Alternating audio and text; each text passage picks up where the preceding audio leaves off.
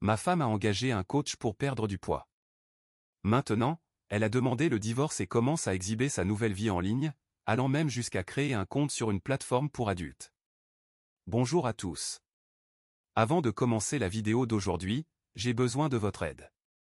Nous avons remarqué que la chaîne perd en visibilité, et l'une des meilleures façons de nous soutenir est de vous abonner. C'est rapide, gratuit et cela nous permet de continuer à vous proposer du contenu de qualité. Votre soutien signifie tout pour nous. Ensemble, faisons grandir cette chaîne. Merci beaucoup.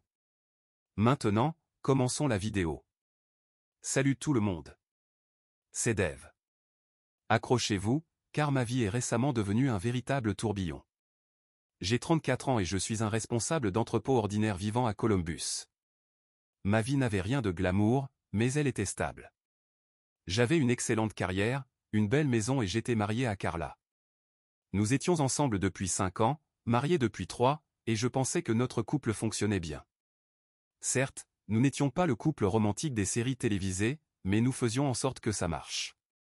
Les factures étaient payées, nous avions des soirées en amoureux et nos disputes occasionnelles faisaient simplement partie de la vie conjugale. Du moins, c'est ce que je croyais. Carla a décidé de se lancer dans une grande aventure fitness il y a environ 6 mois. Cela m'a pris de court, mais j'étais totalement d'accord. Elle a rejoint une salle de sport haut de gamme en centre-ville, qui ressemblait plus à un spa qu'à une salle d'entraînement. Elle a engagé un coach personnel, Justine, et a rapidement commencé à parler de préparation des repas, de macros et de programmes de détox. Cela ne me dérangeait pas, au contraire, je l'encourageais. Tout le monde mérite de se sentir bien dans sa peau, n'est-ce pas? De plus, je pensais que ce n'était qu'une phase, comme sa courte passion pour le tricot ou son intérêt passager pour les cartes de tarot. Au début, j'ai même participé en l'aidant. J'ai pris en charge davantage de tâches ménagères, comme la vaisselle, la lessive et les courses, pour qu'elle puisse consacrer plus de temps à ses séances d'entraînement. Je me suis dit que c'était une façon de lui montrer que je la soutenais. Cependant, les choses ont commencé à changer progressivement, et pas dans le bon sens. Plus Carla perdait du poids, plus son ego grandissait. Elle est devenue obsédée par son reflet, passant des heures devant le miroir à perfectionner ses tenues de sport ou à prendre la photo idéale de sa progression pour les réseaux sociaux. Elle ne faisait pas ça uniquement pour elle-même, elle voulait une audience. Je me souviens d'une fois où je lui ai proposé d'aller voir un film ensemble.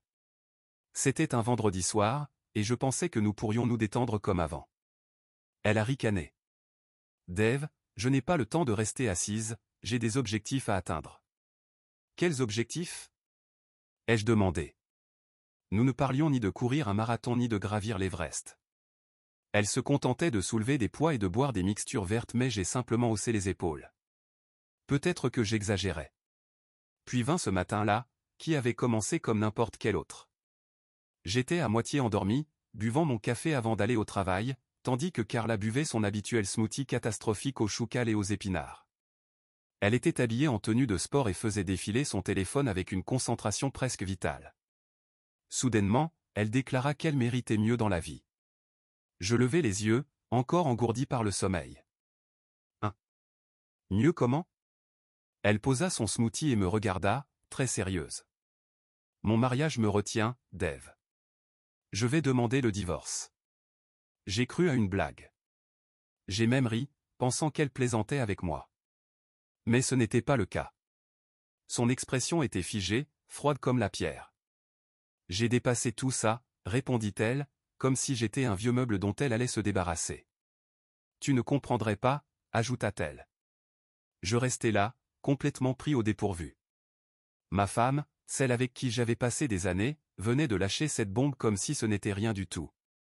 J'essayais d'assimiler ses paroles, mais tout ce que je ressentais, c'était un mélange d'étonnement et de colère qui montait en moi. Comment ça, tu as dépassé tout ça? Dépassé quoi? Demandai-je. Elle soupira, comme si j'étais un enfant posant trop de questions. Dave, j'ai travaillé sur moi-même, j'essaie de devenir la meilleure version de moi-même, et franchement, cette vie ne correspond plus à mon potentiel. Je veux plus que cette maison, cette routine, que toi. Ces mots m'ont frappé de plein fouet. Elle ne prenait même pas la peine d'adoucir ses propos. À ses yeux, j'étais une partie du problème. Notre existence commune ne lui suffisait plus. Elle attrapa son sac de sport et sortit sans même dire au revoir. Je restais assis là, fixant le verre à moitié vide de son infâme mixture verte, me demandant ce qui venait de se passer. La journée au travail fut un brouillard. J'exécutais mes tâches mécaniquement, mais mon esprit était ailleurs. Je ne pensais qu'à Carla. Était-ce réel? Était-elle vraiment en train de m'abandonner? Nous avions déjà eu des disputes, mais un divorce? C'était si soudain et prémédité. Et la façon dont elle l'avait dit, comme si elle répétait ce discours depuis des semaines, me confirma qu'elle avait déjà pris sa décision depuis longtemps. Au fil des jours suivants, les fissures dans notre mariage devinrent encore plus évidentes. Elle me parlait à peine, sauf pour discuter du partage des biens ou organiser la médiation. Elle rentrait tard, prétendant être à la salle de sport ou avec des amis. Son téléphone ne quittait jamais sa main et son compte Instagram était inondé de selfies et de messages comme nouveau chapitre, qui est-ce, ou je vis ma meilleure vie. Chaque publication était comme un coup de poing en plein visage, un rappel cruel qu'elle avait déjà tourné la page mentalement, même si les papiers du divorce n'étaient pas encore signés. Une nuit, en parcourant mes propres réseaux sociaux, je découvris qu'elle avait supprimé toutes les photos de nous. Nos photos de mariage, nos messages d'anniversaire, tout avait disparu. C'était comme si je n'avais jamais existé.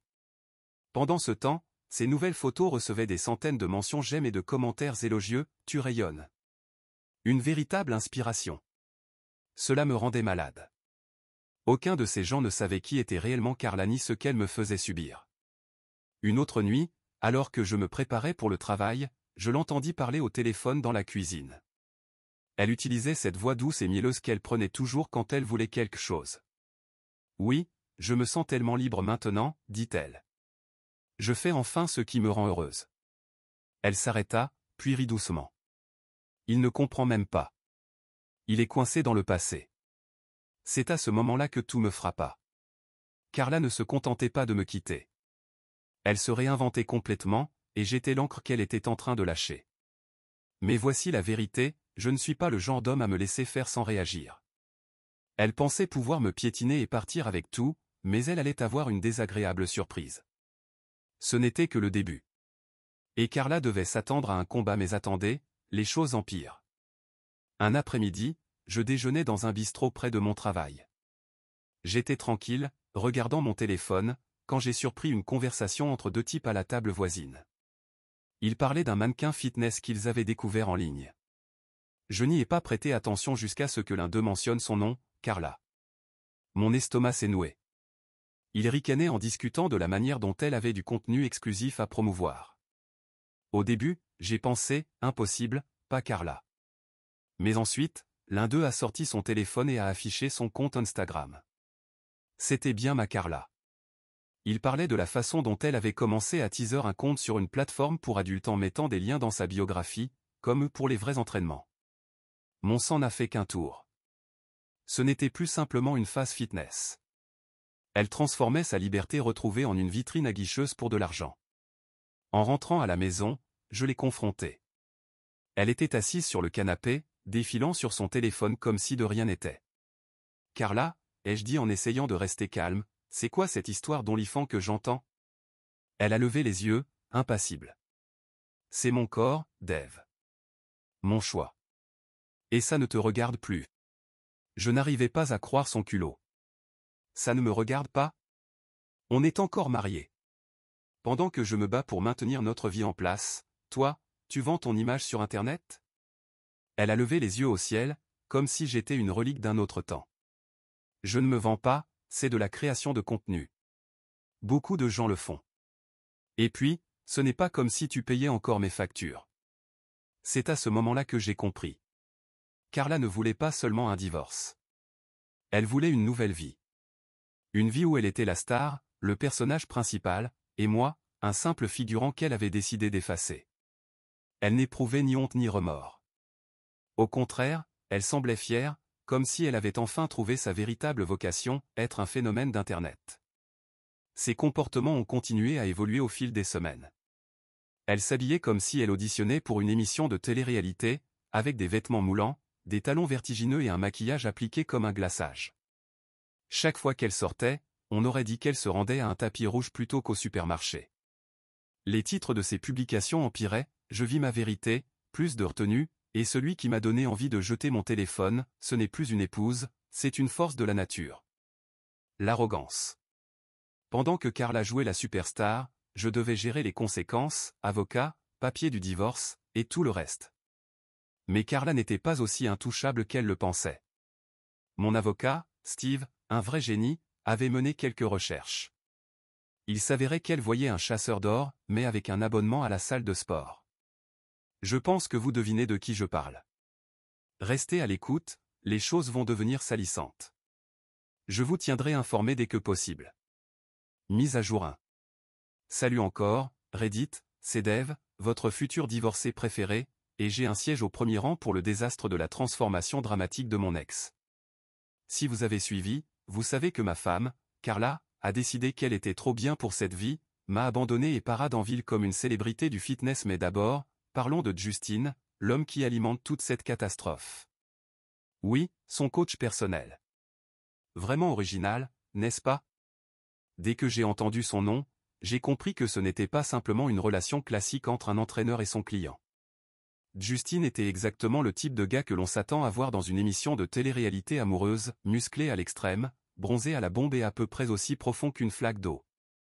Il n'était que charisme, biceps et sourire en coin, comme s'il était sorti tout droit d'une comédie romantique de mauvais goût. Carla ne cachait absolument pas leur relation. Un jour, elle est rentrée à la maison après son entraînement, rayonnante. Justin dit que je suis plus forte que jamais, s'est-elle vantée sans même me regarder.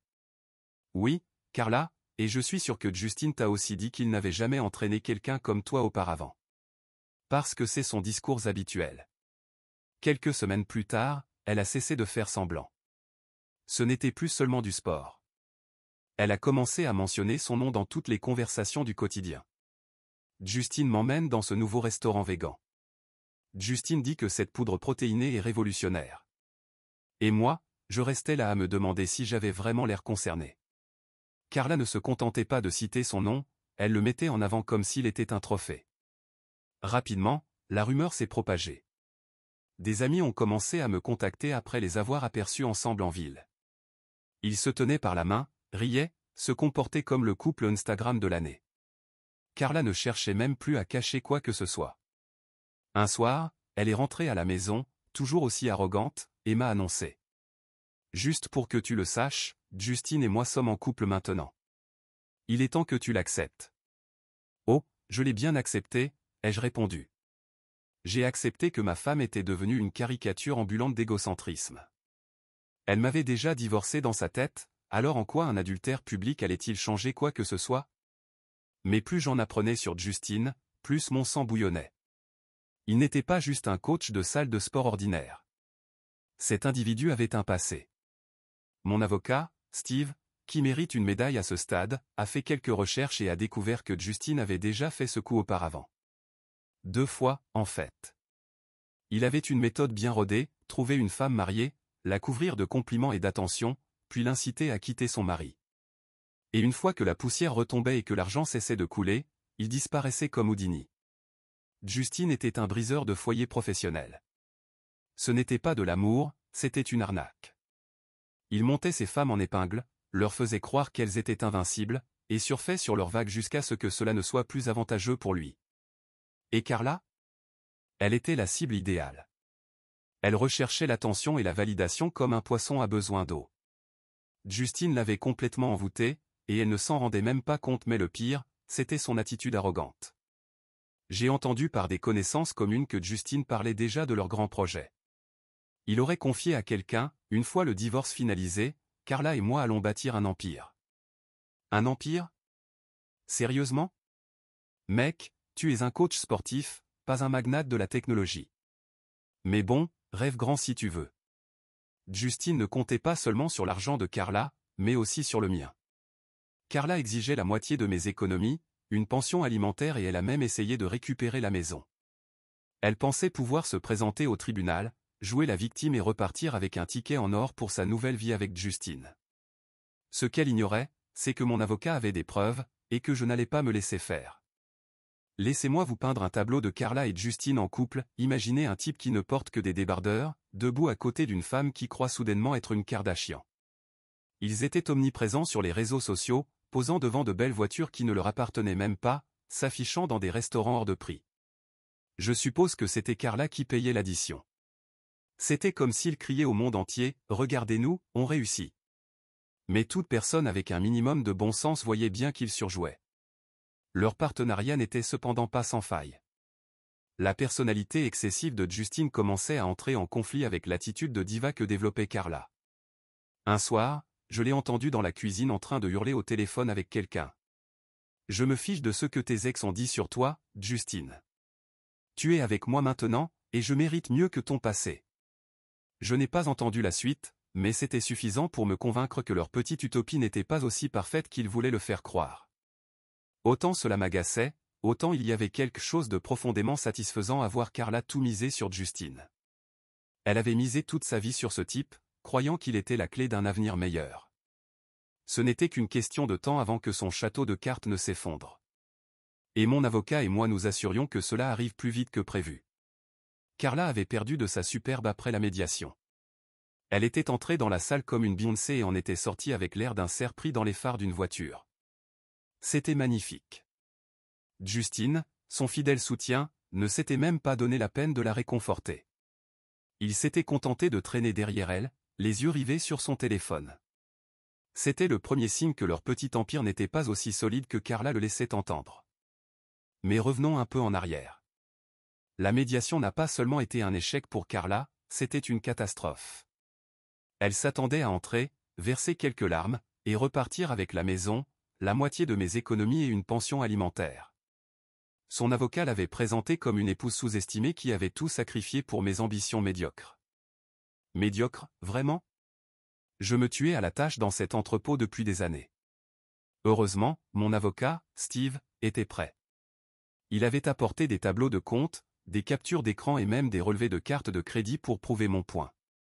Carla vidait notre compte commun depuis des mois avant même de demander le divorce. On parlait de journées au spa de luxe, de tenues hors de prix et de dîners à $200 pendant que moi, je mangeais des restes en essayant de comprendre ce qui avait mal tourné. Steve a fait en sorte que le tribunal voie chaque centime qu'elle avait gaspillé. Puis vint le tour des squelettes de Justine. Ses précédentes aventures, son habitude de séduire des femmes mariées et comment il disparaissait toujours quand l'argent ne suivait plus. Et la cerise sur le gâteau ? Steve avait retrouvé des messages d'une des ex de Justine, mettant Carla en garde. Bien sûr, Carla a refusé d'écouter. Elle se croyait unique. Le sourire de Justine, lui, avait disparu. En fait, il avait l'air nerveux. Il comprenait probablement que son petit plan était en train de s'écrouler sous ses yeux. Carla a tenté de le défendre. Justine n'est plus comme ça. Mais les preuves étaient accablantes. Le juge n'a pas cru à leur mise en scène. À la fin de la séance, il était évident que Carla n'allait pas repartir avec la fortune qu'elle espérait. Et Justine ? Il semblait déjà en train de planifier sa sortie. Après la médiation, Carla a commencé à perdre les pédales. Elle n'était plus aussi arrogante. Elle continuait de publier des messages inspirants sur Instagram, mais ses légendes étaient devenues plus désespérées. Au lieu de « Je vis ma meilleure vie », elle écrivait désormais « La croissance n'est pas toujours facile, mais ça en vaut la peine ». N'oubliez jamais cela. Justine, lui, révélait son vrai visage. Il était toujours là, mais pas de la façon dont Carla le décrivait. Il commençait à esquiver leurs apparitions publiques. Plus de main dans la main dans les restaurants chics, plus de photos de couple à la salle de sport.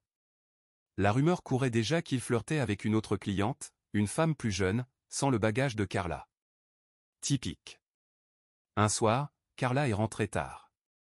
À l'époque, je vivais encore avec elle, car je ne pouvais pas légalement l'expulser. Elle est entrée en titubant, complètement épuisée. Je n'ai rien dit. Je me suis simplement assis sur le canapé et je l'ai observée. Elle a posé son sac de luxe sur le comptoir et a poussé un profond soupir dramatique, comme si elle voulait que je lui demande ce qui n'allait pas, mais je ne jouais pas à ce jeu. Je suis simplement allé dans ma chambre. Carla a essayé d'agir normalement. Le lendemain matin, elle s'est activée dans la cuisine, préparant un de ses smoothies au chou cal. Mais son arrogance habituelle avait disparu. Justine a été très occupée avec ses clientes, annonça-t-elle soudainement. Je n'ai pas répondu. Je savais qu'elle voulait que je morde à l'hameçon et que je lui pose des questions sur lui. Mais je n'allais pas lui donner cette satisfaction. Une semaine plus tard, le véritable drame a commencé. Steve m'a appelé. Carla avait apparemment déposé des papiers de dernière minute pour tenter de réclamer des biens supplémentaires. Elle exigeait une compensation émotionnelle pour le stress que je lui avais causé pendant notre mariage. Oui, vous avez bien lu. Carla pensait pouvoir obtenir plus d'argent en me rendant responsable de sa crise existentielle. Je n'arrivais pas à croire à tant d'audace. Mais Steve, la légende qu'il est, était déjà prêt à contrer cette absurdité. Il a immédiatement déposé une contre-plainte démontrant comment Carla avait vidé nos comptes et manipulé émotionnellement la situation à son avantage. Il a même utilisé ses publications Instagram comme preuve. Rien que les légendes suffisaient à prouver qu'elle n'était pas une pauvre victime stressée, mais plutôt une diva narcissique vivant sa meilleure vie à mes dépens.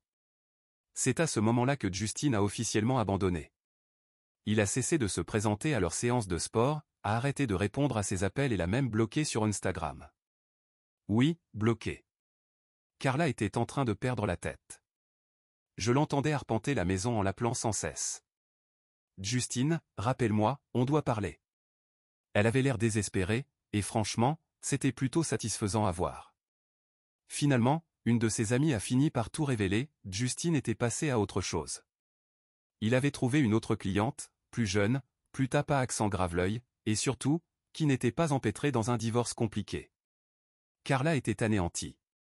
Elle a essayé de garder la face en publiant des messages énigmatiques du genre, parfois, les gens ne sont pas ce qu'ils semblent être ou encore on ne peut pas bâtir un empire avec quelqu'un qui joue double jeu. Mais tout le monde savait ce qui s'était passé. Son homme idéal avait pris la fuite dès que les choses avaient commencé à se compliquer. C'est à ce moment-là que son arrogance a commencé à s'effriter. Elle a arrêté d'aller à la salle de sport. Ses tenues glamour ont été remplacées par des sweats amples et des cheveux en bataille. Elle a même cessé de publier sur Instagram pendant un moment, ce qui était pour le moins surprenant. C'était comme si toute son identité avait été liée à Justine et à leur vision d'un avenir radieux. Sans lui, elle ne savait plus quoi faire. Un soir, elle a tenté de me parler. Dave. Elle s'est arrêtée dans l'encadrement de la porte du salon. Je pense qu'on devrait tout réévaluer. Je l'ai regardé, attendant la chute. Ce divorce, ça a été difficile pour nous deux. Je suis resté silencieux. Où veux-tu en venir, Carla ? Elle a poussé un long soupir, comme si elle était la victime dans cette histoire. Je me dis juste qu'on s'est peut-être précipité. Je veux dire, on a eu de bons moments, non ? J'ai failli éclater de rire. Carla, c'est toi qui as demandé le divorce. Tu m'as dit que je te retenais. Tu te souviens ? Maintenant que Justine est partie, tu reconsidères tout ça ? C'est incroyable. Elle a essayé de jouer la carte de l'émotion, me parlant de sa solitude et de tout ce qu'elle avait sacrifié pour ce mariage. Mais je n'achetais pas son discours. Carla, les jeux interrompus, tu as fait ton choix. Assume-le. Le monde imaginaire de Carla s'effondrait sous ses yeux, et je n'avais même pas besoin d'intervenir. Le karma faisait tout le travail à ma place. C'est tout pour le moment, Reddit. Je vous tiendrai informé après la décision finale du tribunal. Et croyez-moi, vous ne voudrez pas rater sa mise à jour 2. Salut Reddit, c'est Dave, de retour. Vous avez suivi toute cette histoire jusqu'ici, alors préparez-vous pour le grand final de ce désastre. Si vous avez suivi mon récit, vous savez que Carla, mon ex-femme, croyait qu'elle pouvait se rendre au tribunal, tout prendre et commencer sa nouvelle vie avec Justine, son coach personnel. Mais le karma a frappé et nous arrivons maintenant à l'étape finale. Laissez-moi vous raconter comment le drame judiciaire s'est déroulé et pourquoi Carla regrette probablement d'être entrée dans cette salle d'audience. Le jour du procès est finalement arrivé. Carla est entrée, mais sans l'arrogance habituelle que j'avais appris à attendre d'elle. Pas de veste élégante, pas de sourire suffisant. Juste elle et son avocat, marchant comme deux enfants en route pour une punition. Elle avait dû comprendre que les choses n'allaient pas tourner en sa faveur. L'énergie était différente, et honnêtement, j'ai savouré chaque instant. De mon côté, j'étais accompagné de mon avocat, Steve. Il était arrivé prêt au combat, avec un énorme classeur qui aurait pu servir de cale-porte. Je n'étais pas nerveux cette fois-ci. Je n'avais rien à perdre. Carla avait déjà lancé toutes ses attaques et j'étais toujours debout. Aujourd'hui, il ne s'agissait pas seulement de survivre, mais de gagner. L'avocat de Carla a commencé par présenter sa demande de compensation émotionnelle, dont j'avais déjà parlé. Il a dépeint Carla comme une épouse patiente, épuisée émotionnellement par mon absence de soutien à son épanouissement personnel. Apparemment, mon incapacité à l'encourager dans son parcours de remise en forme ou autrement dit, sa liaison avec Justine était une forme de négligence. Steve, mon avocat, l'a laissé parler longuement, lui permettant de s'enfoncer lui-même. Puis, ce fut notre tour. Steve a commencé par démonter méthodiquement leurs arguments. Il a prouvé que non seulement j'avais soutenu Carla, mais que j'avais fait plus que ma part pour l'aider dans son prétendu parcours de remise en forme. Il a présenté des preuves montrant que j'avais pris en charge les tâches ménagères, modifié mon emploi du temps de travail et même encouragé Carla à poursuivre ses ambitions. Il a lu à voix haute des messages dans lesquels je lui proposais de préparer des repas sains, l'encourageais à aller à la salle de sport et même suggérais que nous suivions ensemble des cours de sport pour renforcer notre couple. Puis Steve a lâché la bombe. La demande de compensation émotionnelle de Carla n'était pas seulement infondée, c'était une tentative évidente de masquer sa propre indifférence émotionnelle. Il a présenté des emails et des messages dans lesquels Carla se moquait ouvertement de moi auprès de ses amis, me traitant d'ennuyeux et de poids mort. Il avait aussi des captures d'écran où elle s'extasiait sur Justine et me désignait comme son plan de secours. Le coup de grâce est venu quand Steve a abordé l'aspect financier de sa demande. Il a montré nos relevés bancaires, révélant comment Carla avait détourné des dizaines de milliers de dollars de notre compte commun pour financer son train de vie extravagant. L'avocat de Carla a tenté d'objecter, mais Steve n'a rien lâché. Il a sorti la preuve ultime, le journal intime de Carla, qu'il avait obtenu par citation judiciaire. Dans ce journal, Carla avait écrit son plan maître, me quitter, récupérer le maximum d'argent du mariage et utiliser l'indemnisation pour commencer une nouvelle vie avec Justine. Quand le juge a lu ce passage, son expression était celle de l'incrédulité absolue. La salle d'audience est devenue silencieuse. Le juge a tourné les pages du document, son regard devenant de plus en plus sévère à mesure qu'il avançait. Carla était assise à côté de son avocat, agitée, tapotant nerveusement la table du bout de ses ongles parfaitement manucurés. L'assurance qu'elle avait affichée si fièrement lors de la médiation s'était évaporée. De mon côté, je siégeais avec Steve, ressentant un mélange d'anticipation et de satisfaction. C'était le moment où le château de cartes de Carla allait s'effondrer. Le juge a commencé par examiner la demande de compensation émotionnelle. « Madame Patterson, dit-il d'une voix posée mais ferme, votre demande de compensation émotionnelle ne repose sur aucune preuve substantielle. » Il s'arrêta un instant pour laisser ces mots résonner dans la salle avant de continuer. Si l'angoisse émotionnelle peut être un facteur pris en compte dans certains cas, ce tribunal exige des preuves concrètes et tangibles. Vos allégations reposent sur des sentiments subjectifs plutôt que sur des faits avérés. Il s'est ensuite penché sur les contre-arguments de Steve. Il a exposé les enregistrements téléphoniques, les relevés bancaires et les publications Instagram qui peignaient une image bien différente de celle que Carla et son avocat tentaient de faire passer. Monsieur Patterson, a poursuivi le juge en s'adressant à moi pour la première fois, vous avez démontré un soutien constant et évident envers votre épouse tout au long du mariage. Les preuves présentées ne montrent aucun signe de maltraitance émotionnelle. En réalité, elles indiquent l'inverse. Vous avez fait plus que ce qui était attendu pour répondre à ses besoins et à ses attentes. L'avocat de Carla a tenté d'intervenir, bredouillant une objection sur le fait que les preuves avaient été sorties de leur contexte. Le juge l'a interrompu d'un geste de la main. Le contexte est clair, maître. Laissez-le poursuivre. Puis, il a abordé l'aspect financier de l'affaire.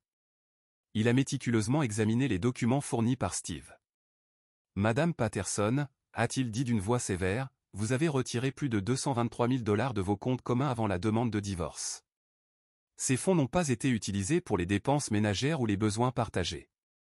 Ils ont été dépensés en articles de luxe, en dîners raffinés et en plaisirs personnels. Le tribunal considère ce comportement comme irresponsable et en violation indirecte de vos obligations financières conjugales. Carla s'est recroquevillée dans son siège, son visage rougissant profondément. Son avocat a tenté de minimiser ses dépenses, prétextant qu'il s'agissait d'un mécanisme d'adaptation à une période difficile. Le juge n'a pas été impressionné. Les mécanismes d'adaptation ne justifient pas l'irresponsabilité financière, a-t-il déclaré avec fermeté. Puis est venue la question de la maison. Carla avait affirmé avec audace qu'elle avait droit à la moitié, arguant qu'elle y avait contribué émotionnellement, même si ce n'était pas financièrement. Steve était prêt. Il a présenté des documents prouvant que j'avais payé intégralement l'hypothèque, entretenu la propriété et géré les rénovations, tandis que Carla n'avait rien apporté. Le juge n'a pas tourné autour du pot. La maison restera la propriété de Monsieur Patterson. Il a poursuivi, Madame Patterson, sur la base des preuves présentées, vous n'avez aucun droit financier sur ce bien. Carla est restée bouche bée. Son avocat s'est penché vers elle pour lui murmurer quelque chose mais elle le repoussa d'un geste, trop stupéfaite pour répondre. Le juge n'en avait pas fini. Il poursuivit, de plus, en raison de l'utilisation non autorisée des fonds conjugaux, Madame Patterson est condamnée à rembourser Monsieur Patterson à hauteur de 23 750 $. On aurait pu entendre une mouche voler. L'avocat de Carla s'affaissa dans son siège, visiblement vaincu. Carla, elle, semblait avoir perdu tout son souffle. Son récit soigneusement construit s'était effondré de manière spectaculaire, ne lui laissant que les conséquences de ses actes. La décision était définitive. Aucune possibilité d'appel, aucun recours. Le juge referma son dossier et annonça, l'audience est levée. Je me suis détendu dans mon siège, un immense soulagement m'envahissant. La justice avait été rendue, et pour la première fois depuis des mois, je pouvais respirer librement. L'atmosphère était lourde lorsque nous avons quitté la salle d'audience. L'avocat de Carla rangeait déjà ses affaires, évitant soigneusement tout contact visuel. Carla marchait derrière lui, la tête baissée. Pour quelqu'un qui était entré dans cette procédure avec l'assurance d'une star de télé-réalité, elle avait soudainement l'air complètement abattue. Steve me donna une tape dans le dos en souriant légèrement, on l'a fait. J'ai hoché la tête, appréciant tout son travail. Non seulement il m'avait soutenu, mais il avait aussi révélé au grand jour les manipulations de Carla. Alors que je quittais le tribunal, je me suis retourné une dernière fois vers elle. Elle était là, immobile, fixant le sol d'un regard vide. Pendant une fraction de seconde, j'ai ressenti une pointe de compassion. Mais elle s'est vite dissipée. C'était elle qui avait déclenché ce chaos. À présent, elle devait en affronter les conséquences. Les jours suivants, les répercussions du verdict se sont rapidement fait sentir. Carla avait reçu l'ordre de quitter la maison sous 30 jours, et j'ai veillé à ce que cela soit respecté. Elle a tenté de gagner du temps, prétextant qu'elle avait besoin de plus de jours pour organiser ses affaires. Mais je suis resté ferme. Je lui ai rappelé qu'elle avait eu tout le temps de se préparer, alors qu'elle passait ses journées à se vanter de sa liaison avec Justine. À contre-séure, elle a fini par faire ses valises et partir. Le jour de son départ, c'était un spectacle presque agréable. Elle empilait ses sacs de luxe dans une vieille voiture, que l'une de ses amies lui avait apparemment prêtée, avant de partir sans même me dire au revoir. La maison, qui avait été remplie de tensions et d'hostilité, était désormais étrangement paisible. La situation financière de Carla s'est rapidement dégradée. Privée de mon revenu et des fonds conjugaux qu'elle avait vidés, elle a dû se débrouiller seule. Elle a essayé de revendre quelques-unes de ses tenues et sacs de luxe, mais cela ne suffisait pas à rembourser la somme qu'elle me devait. La rumeur disait qu'elle empruntait de l'argent à des amis, qui se lassaient rapidement de ses lamentations. Quant à Justine, il avait tout simplement disparu. Il ne répondait plus à ses appels ni à ses messages. Puis, un soir, environ 2 semaines après le verdict, Carla s'est soudainement présentée à la maison. Quand j'ai ouvert la porte, elle était là, debout devant moi. Son apparence autrefois impeccable avait laissé place à des cheveux en bataille et des yeux cernés. Elle avait l'air de ne pas avoir dormi depuis des jours. « Dave » murmura-t-elle d'une voix tremblante. « On peut parler ?» Je suis sorti et j'ai refermé la porte derrière moi. « Que veux-tu, Carla ?» ai-je demandé. Elle hésita et se tordit les mains. Je voulais juste dire que je suis désolé pour tout. J'ai fait des erreurs, de grosses erreurs. J'ai laissé Justine me manipuler, je me suis laissé emporter par cette illusion et j'ai tout gâché. Ses paroles semblaient répétées à l'avance, mais le désespoir dans ses yeux était réel. Elle n'était pas venue s'excuser par véritable remords. Elle était là parce qu'elle n'avait plus d'autre choix. Je ne sais pas ce que tu attends de moi, dis-je, mon ton calme mais ferme. Tu as fait tes choix. Tu as choisi Justine. Tu as choisi d'essayer de tout me prendre. Et maintenant, tu fais face aux conséquences. Des larmes lui montèrent aux yeux. Mais, ne pourrions-nous pas au moins rester en bons termes? Peut-être tout recommencer? Je n'ai plus rien, Dave. Je suis perdu. Je l'ai regardé un instant, ne ressentant rien d'autre qu'une profonde certitude. Carla, je t'ai tout donné. Mon soutien, ma confiance, mon amour. Et tu as tout jeté à la poubelle. Tu ne peux pas revenir maintenant et demander une seconde chance. Ce n'est pas comme ça que ça marche. Elle s'effondra en larmes sur mon perron, mais je ne bougeais pas. Au bout d'un moment, je suis retourné à l'intérieur et j'ai fermé la porte, la laissant seule avec ses regrets. Depuis, j'ai avancé. D'après ce que j'ai entendu, Carla lutte toujours pour se remettre sur pied. Elle a brûlé des ponts, perdu des amis et affronte désormais les conséquences de ses propres actes. Parfois, le karma ne se contente pas de frapper à la porte. Il la défonce. Carla n'a été laissée qu'avec les répercussions de ses décisions. Merci d'avoir regardé. Si vous ne vous êtes pas encore abonné, n'hésitez pas à le faire et à activer la cloche de notification pour rester informé des histoires réelles les plus choquantes qui se déroulent autour de vous.